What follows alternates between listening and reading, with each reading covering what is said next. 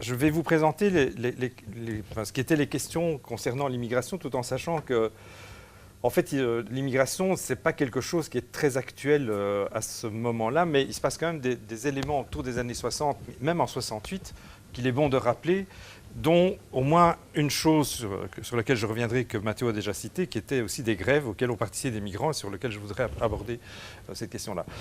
Alors je vais le faire selon une coupe qui vaut ce qu'elle vaut. C'est juste pour redonner la présentation. Quand on prend le travail historique, le texte historique de T.H. Marshall sur Citizenship and Social Classes, il dit en gros il y a 3 types de droits collectifs qui ont été attribués. C'est les droits civils, qui sont la liberté individuelle, la liberté d'expression, la liberté d'association, qui correspond à une première révolution, qui est en gros la révolution américaine, la révolution française aussi, bien sûr, et d'une certaine manière la révolution anglaise. Ensuite, il dit qu'il y a les droits sociaux, qui naissent essentiellement à la fin du XIXe siècle, en particulier autour d'un élément prioritaire qui est en fait la législation relative aux droits aux accidents de travail, qui débute en fait la législation sociale, bien avant d'ailleurs, pour l'Europe, parce qu'aux États-Unis, c'est autre chose. Aux États-Unis, c'est la guerre de sécession qui l'ouvre, et ce ne sont pas les travailleurs qui sont mis en avant, c'est les veuves et les orphelins. Donc l'histoire de la sécurité sociale est différente en raison du fait qu'en Europe, c'est très centré sur la question du travail, alors qu'aux États-Unis, ça va être centré essentiellement sur la question de la dimension guerrière qu'on connaît aux Américains. Et puis, il y a l'autre élément important qui est les droits politiques, et dont le suffrage universel constitue l'archétype même des droits politiques, c'est le fait d'attribuer les droits politiques à tout le monde, que ce soit en 19 ou en 48, pour le dire quand même clairement, puisque ça c'est pour faire le lien avec ce que dira tout à l'heure aussi Valérie, c'est-à-dire le suffrage universel, en ce compris pour les femmes en Belgique, alors que d'autres pays, même la Turquie par exemple, a le droit le suffrage universel dès 1924. Alors, si on prend déjà ce découpage, droits civils, droits sociaux, droits politiques, en fait, on peut essayer de redécouper. Et déjà, c'est déjà intéressant de faire la différence entre les hommes et les femmes, et on verra que ce n'est pas du tout la même chose. Parce que là, les femmes sont en fait dans des situations très particulières. Enfin, je devance ce que tu dis, mais un exemple quand même qui est très symptomatique, qui est le droit civil complet des femmes. En fait, parfois, il l'a obtenu que dans les années 70. Par exemple, je te rappelle toujours, la possibilité d'ouvrir un compte en banque sans avoir l'avis du mari, c'est quelque chose qui est vraiment très tardif. Et ça relève du droit civil, alors même que tous les droits politiques sont acquis et qu'il y a presque tout aussi au niveau des droits sociaux. Donc là, on peut découper autrement. Si on prend maintenant l'immigration, c'est tout à fait différent. Et je voudrais m'arrêter sur une chose, parce que ça peut faire la différence entre la migration aujourd'hui et la migration d'avant. En fait, ce que je vais vous montrer comme étant l'acquisition des droits des immigrés à l'époque, c'est vraiment les droits des travailleurs immigrés. Et c'est le travail qui va être le vecteur à partir duquel les droits se constituent et se généralisent. Alors qu'aujourd'hui, on est dans une situation qui est relativement différente, c'est le migrant, est-il citoyen, demi-citoyen, sous-citoyen, mais il n'est pas travailleur. Et donc le récit que je vais vous rapporter part du fait que les migrants à l'époque sont des travailleurs.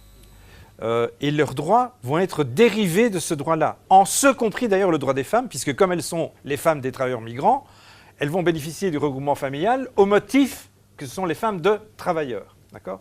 Alors, prenons ces 3 situations, et je vais commencer par celle qui est la plus, je dirais, la plus dans la prolongation de ce qu'a énoncé Mathéo, c'est la question du travail et les droits sociaux. Bon, globalement, la Belgique organise les droits sociaux des migrants de manière assez particulière puisqu'elles sont à l'intérieur de conventions bilatérales, c'est-à-dire qu'il n'y a pas une seule législation. Les droits qui sont octroyés aux migrants italiens n'est pas le même que ceux aux Espagnols, qui n'est pas le même aux Turcs, qui n'est pas le même aux Marocains. Puis ce sont des conventions bilatérales qui sont signées et des conventions de sécurité sociale qui font que, par exemple, les régimes de pension sont tout à fait différents d'un pays à l'autre. Alors ça, c'est pour, je dirais, les droits de sécurité sociale. Ce qui est vraiment important, par contre, c'était aussi de voir la question, c'est la démocratie sociale dans l'entreprise. Et ça, c'était important, puisque, pour rappel, en 1960-61, lors des grèves, les Italiens, globalement, ne participent pas au mouvement de grève, et ceux qui participent ont été condamnés par les tribunaux, ont été expulsés en Italie. Ceux qui étaient notamment des personnes qui étaient communistes pour un certain nombre d'entre eux. Par contre, en 68-69, là, il y a une véritable inscription des mouvements, des travailleurs migrants dans les mouvements sociaux, et en particulier dans les grèves, au moins autour de 2 exemples. Il y en a un qui a été cité par Mathéo, mais je vais quand même le détailler brièvement parce que c'est important de revenir, et qui est d'une certaine manière des mouvements dont les travailleurs migrants sont les protagonistes, mais qui se fait, comme Matteo l'a dit, en dehors des syndicats, voire même contre les syndicats, pour pouvoir essayer d'affirmer leurs droits. Premier cas qui, pour moi, est presque parfois plus emblématique, c'est Citroën, 1969. Citroën donc, est une entreprise de montage qui se trouve juste en face de là où se trouve pour l'instant Audi et Volkswagen avant. Ils étaient l'une en face de l'autre, avec des pratiques de recrutement tout à fait différentes, puisque Volkswagen et Audi recrutaient par camion entier des gens en Wallonie et en Flandre, tandis que Citroën, comme d'ailleurs c'est indiqué dans le livre L'établi de Linhart, en fait c'est que des travailleurs migrants. Et ce qui se passait ici, c'était la même chose. Il y a une grève qui éclate le 19 novembre, sans rentrer dans les détails, c'est autour d'un licenciement. On licencie un travailleur et puis il y a un mouvement qui se déclenche de manière tout à fait non coordonnée par les organisations syndicales. Mais la première chose qui se passe et qui est vraiment intéressante, c'est il y a Alphonse Franks, qui à l'époque est donc le ministre de l'Intérieur, qui répond à la demande du bourgmestre libéral Léon Willemans d'intervenir et d'investir l'entreprise par les gendarmes. Alors les gendarmes arrivent devant l'entreprise et décident d'investir, et puis les travailleurs refusent, donc il y a une bataille rangée suite de lancement de bombes lacrymogènes, et le conflit en fait prend encore plus d'ampleur parce que Willemans dit, comme bourgmestre, si vous refusez de travailler, on vous renvoie dans votre pays. Ce qui est une confusion, évidemment, sur le... Parce que seul, à l'époque, le ministre de la Justice, puisque c'est lui qui est responsable de la législation relative aux étrangers, peut intervenir en la matière. Mais ce que ce conflit lance, en fait, c'est est-ce que les travailleurs migrants ont le droit d'être en grève ? Et il y a un débat que lance le député Hermeny, non pas le député socialiste, au Parlement, et qui aboutit avec quelque chose qui est quand même important. Donc c'est une discussion sur est-ce que les travailleurs migrants ont le droit d'être en grève. Et puis il y a à la Chambre une discussion parlementaire qui conduit à prendre une déclaration commune et qui dit la Chambre, après avoir entendu le débat sur les événements qui sont déroulés le 18 et 19 novembre dernier à l'usine Citroën, considérant qu'il n'est pas admissible que la police ou la gendarmerie interviennent dans un conflit qui oppose dans l'entreprise les travailleurs à l'employeur. Donc ce qui renvoie encore à autre chose que Matteo n'a pas cité en tant que tel, qui est le fait d'appeler la police pour résoudre un problème au sein de l'entreprise, alors que ce sont les partenaires sociaux qui doivent trouver une solution à cela. Considérant qu'il n'est pas admissible et contraire à l'esprit d'hospitalité du peuple belge que les travailleurs étrangers occupés en Belgique et contribuant à son expansion économique soient menacés d'être expulsés du pays quand ils entrent en conflit avec leur employeur. Bon, je ne vais pas lire la suite, mais c'est la première déclaration. Donc on est 20 ans après le début de l'immigration, 20 ans après le début de l'immigration pour dire en fait ils ont le droit de faire grève et finalement ce sont des travailleurs comme les autres et ils ont les mêmes droits. Je signale au demeurant que c'est juste dans la prolongation aussi de ça que les travailleurs migrants vont avoir l'égalité dans les élections sociales, puisqu'avant, il y avait la condition de nationalité qui leur interdisait de devenir délégués des travailleurs. Alors, l'année après 1970, mais je ne vais pas prendre trop de temps là-dessus, mais c'est Michelin. Et alors, Michelin, ça, c'est encore une grève. Donc, c'est Michelin, c'est à Leu-Saint-Pierre.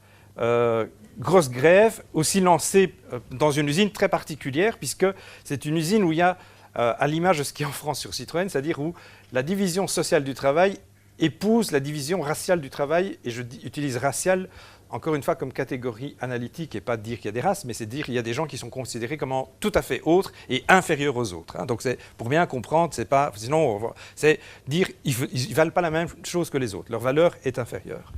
Et pourquoi est-ce qu'il y a cette dimension-là ? Parce que les travailleurs, en gros, OS, sont surtout espagnols, italiens et marocains, tandis que les contremaîtres sont néerlandophones et les employés de bureau sont francophones. Donc on peut organiser, grâce à ça, l'employeur, voilà, vraiment, il peut organiser tout ce qu'il veut comme conflit, parce que la division déjà linguistique conduit d'une certaine manière à créer continuellement le conflit.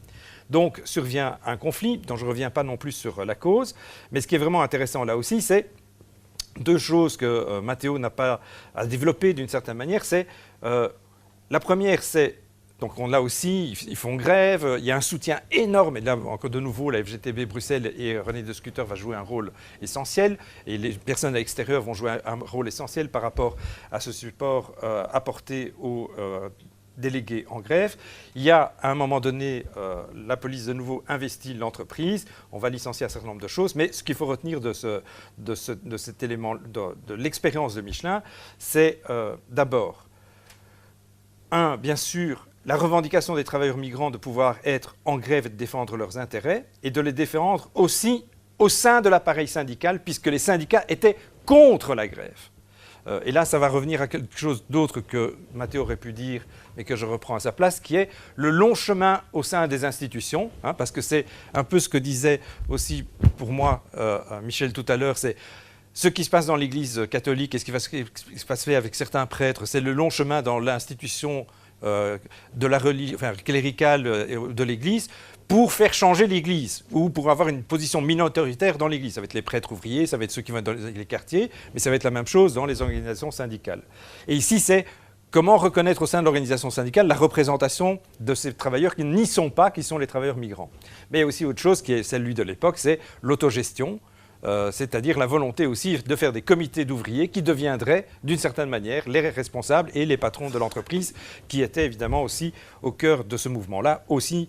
Mais il ne faut jamais l'oublier que quand même, ça, il ne faut pas l'oublier. C'est à l'époque, quand j'ai lu plein de dossiers sur des archives là-dessus, c'est quand on regardait la réunion des travailleurs migrants et de leur organisation, on avait l'impression que c'était un peu une réunion du Comintern, puisqu'on avait des représentants du Parti communiste espagnol, du Parti communiste italien, des deux communistes grecs, des deux partis communistes turcs, et donc ça faisait un peu le Comintern délocalisé à Bruxelles. Ceci, donc, pour vous dire, c'est la revendication générale qu'on veut avoir. Alors, en quelques minutes. Au niveau politique, ça ne bouge pas beaucoup. Mais quand même, 68, c'est une date importante.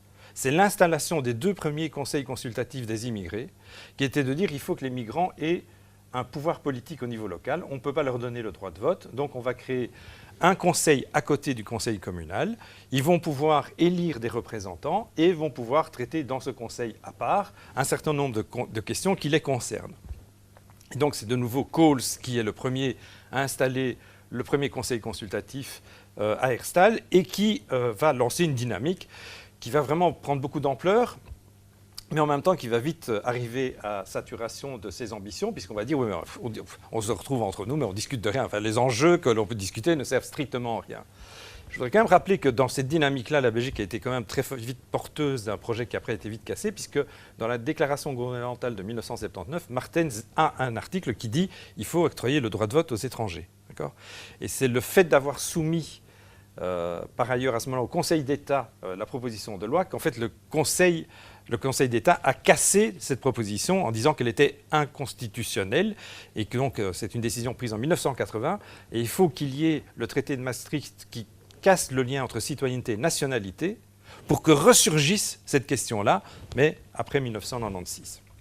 Je voudrais juste aussi dire sur cette question, parce que le plus important c'est de finir un peu sur l'ouverture aussi qu'avait fait Michel au départ, qui est pourquoi à l'époque, parce que ça c'est complètement à l'inverse de ce qu'on fait aujourd'hui, pourquoi est-ce qu'à l'époque la plupart des travailleurs demandent les droits politiques et non, parce qu'on leur répond, mais pourquoi est-ce que vous ne naturalisez pas ?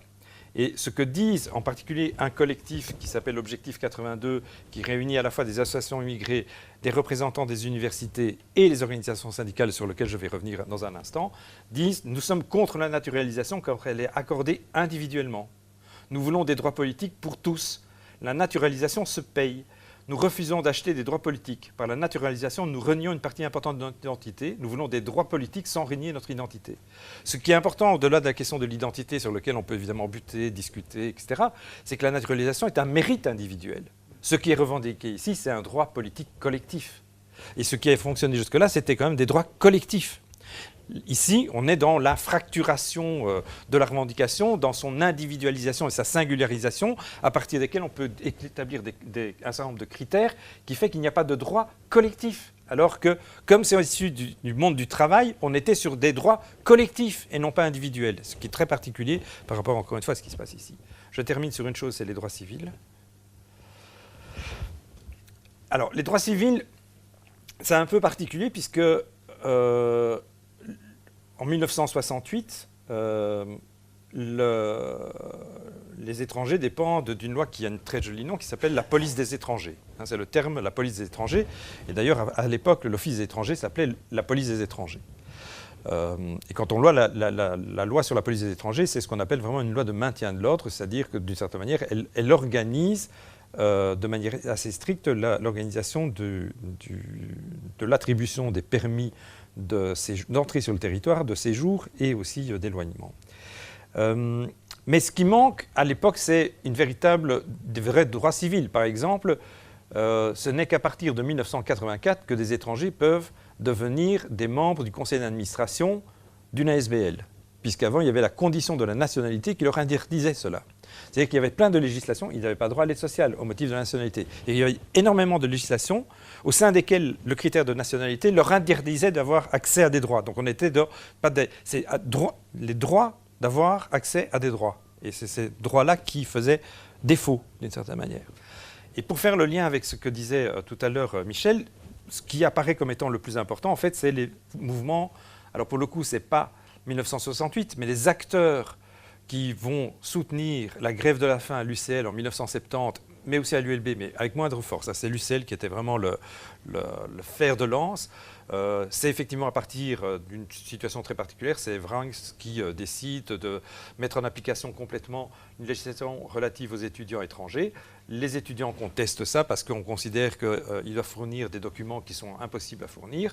Et en fait, à partir de là, part très très vite toute une question sur quels sont les statuts des étrangers, puisque ce qui est surtout mis en évidence dans le droit civil, c'est l'absence de sécurité de séjour. Des individus, pour des raisons, pour n'importe quelle raison, et contre laquelle ils n'ont pas la possibilité d'ester en justice, peuvent se voir être expulsés. Et on va arriver à la loi de 1980, là je vais y aller en 3 phrases, mais la loi de 1980, elle amène 2 choses fondamentales. La première, c'est de donner les droits aux étrangers de recourir à la justice pour contester les mesures prises à leur encontre en matière de séjour, notamment sur l'expulsion. Ce qu'aujourd'hui Theo Franken veut, et la NVA veut complètement détruire, en disant voilà, on peut être arbitraire, c'est l'administration qui décide, les gens n'ont pas à recourir à des juges et encore moins à recourir à des avocats pour pouvoir défendre cela devant des juges. Donc c'est la possibilité des individus de pouvoir recourir à un tribunal pour contester les mesures qui les concernent, en particulier en matière de séjour. Évidemment, c'est l'expulsion qui est la plus importante. Et la deuxième qui est importante aussi, c'est l'introduction à l'intérieur du droit des étrangers du droit au regroupement familial, qui n'existait pas avant, parce qu'il était dans les conventions bilatérales, alors avec des développements très différents, mais qui insécurisaient. Donc ce qui était le problème, c'est l'insécurité de séjour, qui est aujourd'hui de nouveau quelque chose qui est un retour en arrière. Pourquoi est-ce que ça s'est lié à 68 ? Parce que quand on regarde le mouvement de 1970, c'est exactement des mêmes acteurs que ceux qu'on a cités jusqu'à présent. En 1970, il y a d'abord quelqu'un pour qui j'ai une grande vénération, c'est François Rigaud, professeur de droit, qui ne connaît rien du tout à l'immigration, qui se fait prendre par un certain nombre d'assistants dans Georges-Henri Bottier, par ailleurs, qui deviendra par la suite l'avocat que l'on sait, et qui vont faire des AG généralisés sur le droit des étrangers. Il y a plein d'activités qui vont être développées autour de ça. François Rigaud, qui par ailleurs en 1971 va être dans la commission Rollin, que le ministre va établir, qui va rédiger ce qui va devenir à 90% la loi de 1980. Ça va mettre 10 ans pour arriver à être voté. Ça, c'est de nouveau aussi la remarque que Michel faisait tout à l'heure. Il y a des choses qui sont faites, mais avant qu'elles ne soient acceptées, des documents législatifs qui sont produits, mais avant qu'ils ne soient acceptés dans la société, il y a du temps qui doit se passer. Et tout ça a été possible aussi parce qu'il y a un mouvement de révolte au sein des universités. Et bon, c'est aussi porté par les maoïstes, usine, université, union. Ça, c'était quand même aussi le slogan de l'époque qu'on n'a pas cité, mais qu'on peut aussi reprendre. Et qui va se généraliser aussi à l'ULB, puisque à l'ULB, c'est aussi, il y a une grève qui est menée, mais encore une fois, elle est moins forte. Elle va être plus forte après les années 70, et elle va se faire entre la liaison entre une fraction des universitaires, mais ceux qui sont marginalisés dans l'université, ce n'est pas des mandarins, avec ceux qui sont dans l'organisation syndicale, mais qui sont passés la voie la plus puissante, c'est en particulier la FGTB bruxelloise avec René de Scutter qu'on a déjà cité, qui lui-même va créer des organisations immigrées. Et c'est aussi avec une partie du monde catholique local, des curés. Alors, les prêtres ouvriers ont joué quand même un rôle important, mais les prêtres dans certains quartiers, défroqués, pas défroqués, mais qui vont fortement investir et qui sont aussi dans une contestation interne de l'institution. Ces trois corps sont tous les trois marginalisés à l'intérieur de leurs propres institutions, et c'est de leur union que naît une dynamique qui sera celle d'Objectif 82 dont je ne vais pas parler, mais qui va organiser des manifestations récurrentes pour arriver au vote de la loi de 1980 et la loi de 81 luttant contre le racisme. Je vous remercie.